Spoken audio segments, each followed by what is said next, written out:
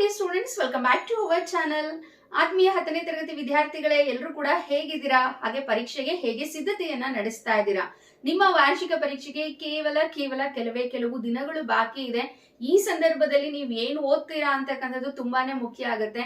ಇಷ್ಟು ದಿನ ಓದೋದು ಕೌಂಟ್ ಆಗಲ್ಲ. ಈ ಕೊನೆ ದಿನಗಳಲ್ಲಿ ನೀವು ಪರೀಕ್ಷೆಗೆ ಯಾವ ರೀತಿ ಪ್ರಿಪೇರ್ ಆಗಿದ್ದೀರಾ, ಹಾಗೆ ಯಾವ ರೀತಿ ಎಕ್ಸಾಮ್ ಅನ್ನ ಬರೆಯೋದಕ್ಕೆ ಮೆಂಟಲಿ ಪ್ರಿಪೇರ್ ಆಗಿದ್ದೀರಾ ಅನ್ನೋದು ತುಂಬಾನೇ ಮುಖ್ಯ ಆಗುತ್ತೆ. ಇದೇ ಸಂದರ್ಭದಲ್ಲಿ ಇಲಾಖೆಯ ವೆಬ್ಸೈಟ್ ನಲ್ಲಿ ಹಾಲ್ ಟಿಕೆಟ್ ಅನ್ನ ಪ್ರಕಟಿಸಿದ್ದಾರೆ. ನಿಮ್ಮ ಶಾಲೆನವರು ಈಗಾಗಲೇ ಡೌನ್ಲೋಡ್ ಮಾಡಿ ಇಟ್ಕೊಂಡಿರ್ತಾರೆ ಹಾಲ್ ಟಿಕೆಟ್ ನ. ಸ್ಕೂಲ್ಗೆ ಹೋಗಿ ಹಾಗೆ ಹಾಲ್ ಟಿಕೆಟ್ ಕಲೆಕ್ಟ್ ಮಾಡ್ಕೊಳ್ಳಿ. ಮತ್ತೊಮ್ಮೆ ಹೇಳ್ತಾ ಇದ್ದೀನಿ, ಹಾಲ್ ಟಿಕೆಟ್ ನಲ್ಲಿ ಏನಾದ್ರೂ ಮಿಸ್ಟೇಕ್ಸ್ ಇದ್ರೆ ಇವಾಗ್ಲೇನೆ ಚೆಕ್ ಮಾಡ್ಕೊಂಡ್ಬಿಡಿ. ಯಾಕಂತ ಹೇಳಿದ್ರೆ ಮತ್ತೆ ಫ್ಯೂಚರ್ ಅಲ್ಲಿ ಮಾರ್ಕ್ಸ್ ಕಾರ್ಡ್ ಅಲ್ಲಿ ಇದೇ ಡೀಟೇಲ್ಸ್ ಬಂದ್ಬಿಡುತ್ತೆ. ಆವಾಗ ನೀವು ಪೇಚಾಡ ಬದಲು ಇವಾಗೇನೆ ನಿಮ್ ಹಾಲ್ ಟಿಕೆಟ್ ಕೊಟ್ಟ ತಕ್ಷಣ ನಿಮ್ ನೇಮ್ ಆಗಿರ್ಬೋದು, ಡೇಟ್ ಆಫ್ ಬರ್ತ್ ಆಗಿರ್ಬೋದು, ಹಾಗೆ ಫಾದರ್ಸ್ ನೇಮು, ಮದರ್ಸ್ ನೇಮು ಮುಂತಾದ ವಿಷಯಗಳೆಲ್ಲ ಕರೆಕ್ಟ್ ಆಗಿದೆಯಾ ಅಂತ ಹೇಳಿ ಚೆಕ್ ಮಾಡ್ಕೊಳ್ಳಿ. ಹಾಗೇನೆ ಎಲ್ರಿಗೂ ಕೂಡ ಎಕ್ಸಾಮ್ಗೆ ಆಲ್ ದ ವೆರಿ ಬೆಸ್ಟ್. ವಿದ್ಯಾರ್ಥಿಗಳಿಗೆ ಗಮನಿಸಿ, 2024ನೇ ಮಾರ್ಚ್ ಏಪ್ರಿಲ್ನಲ್ಲಿ ನಡೀತಾ ಇರತಕ್ಕಂತಹ SSLC ಪರೀಕ್ಷೆ 1ಕ್ಕೆ ಹಾಜರಾಗ್ತಾ ಇರತಕ್ಕಂತಹ ವಿದ್ಯಾರ್ಥಿಗಳ ಅಂತಿಮ ಪ್ರವೇಶ ಪತ್ರ ಅಂದರೆ ಫೈನಲ್ ಅಡ್ಮಿಷನ್ ಟಿಕೆಟ್ ಕುರಿತು ಇರ್ತಕ್ಕಂತಹ ಸುತ್ತೋಲೆ ಇದಾಗಿದೆ. ಇದಾಗಲೇ ಮಂಡಳಿಯ ಜಾಲತಾಣದಲ್ಲಿ ಶಾಲಾ ಲಾಗಿನ್ನಲ್ಲಿ ಅಪ್ಲೋಡ್ ಮಾಡಲಾಗಿದೆ.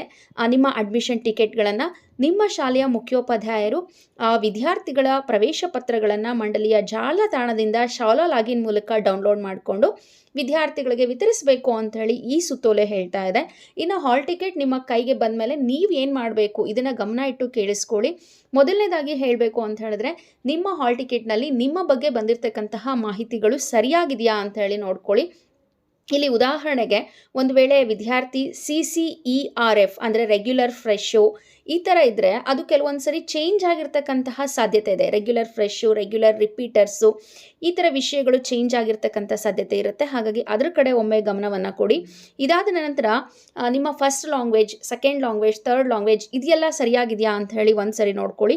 ನಂತರ ನಿಮ್ಮ ಹೆಸರು, ನಿಮ್ಮ ತಂದೆ ತಾಯಿಯ ಹೆಸರು, ಹಾಗೆಯೇ ನಿಮ್ಮ SATಯ ಸಂಖ್ಯೆ ಮುಂತಾದ ವಿಷಯಗಳು ಇದೆಲ್ಲ ಸರಿಯಾಗಿದೆಯಾ ಅಂತೇಳಿ ನೋಡ್ಕೊಳ್ಳಿ. ಹಾಗೆಯೇ ನಿಮ್ಮ ಭಾವಚಿತ್ರಗಳನ್ನು ಏನಾದರೂ ಬದಲಾಯಿಸಬೇಕು ಅಂತ ಇಚ್ಛೆ ಇದ್ದರೆ, ಅಥವಾ ಈಗ ಇರ್ತಕ್ಕಂತಹ ಮಾಹಿತಿಯಲ್ಲಿ ಏನಾದರೂ ಮತ್ತೆ ಬದಲಾವಣೆಗಳು ಆಗೋದಿದ್ರೆ ಇಲಾಖೆಯ ಒಂದಿಷ್ಟು ದಂಡ ಶುಲ್ಕವನ್ನು ವಿಧಿಸಿದೆ. ಆ ದಂಡ ಶುಲ್ಕವನ್ನು ವಿಧಿಸಿ ಮತ್ತೊಮ್ಮೆ ನಿಮಗೆ ತಿದ್ದುಪಡಿಯನ್ನು ಮಾಡಲಿಕ್ಕೆ ಅವಕಾಶವನ್ನು ಕಲ್ಪಿಸಲಾಗಿದೆ. ನೆಗ್ಲೆಕ್ಟ್ ಮಾಡಬೇಡಿ. ಯಾಕಂತ ಹೇಳಿದ್ರೆ ಈ ಮಾಹಿತಿನೇ ನಿಮ್ಮ ಮಾರ್ಕ್ಸ್ ಕಾರ್ಡಲ್ಲಿ ಕೂಡ ಬರ್ತಕ್ಕಂಥ ಸಾಧ್ಯತೆ ಇದೆ. ಮಾರ್ಕ್ಸ್ ಕಾರ್ಡಲ್ಲಿ 10th ಮಾರ್ಕ್ಸ್ ಕಾರ್ಡಲ್ಲಿ ಏನು ಡೀಟೇಲ್ಸ್ ಇರುತ್ತೋ ಇನ್ನು ನಿಮ್ಮ ಮುಂದಿನ ಎಲ್ಲ ಡೀಟೇಲ್ಸ್ಗೂ ಕೂಡ ಅದೇ ಮೇನ್ ಆಗುತ್ತೆ. ಹಾಗಾಗಿ ಏನಾದರೂ ಚೇಂಜಸ್ ಇದ್ದರೆ ಇನ್ನೂ ಕೂಡ ನಿರ್ಲಕ್ಷ್ಯ ಮಾಡಬೇಡಿ. ದಯವಿಟ್ಟು ನೀಟಾಗಿ ಗಮನ ಕೊಟ್ಟು ನಿಮ್ಮ ಅಡ್ಮಿಷನ್ ಟಿಕೆಟ್ನ ನೋಡಿ.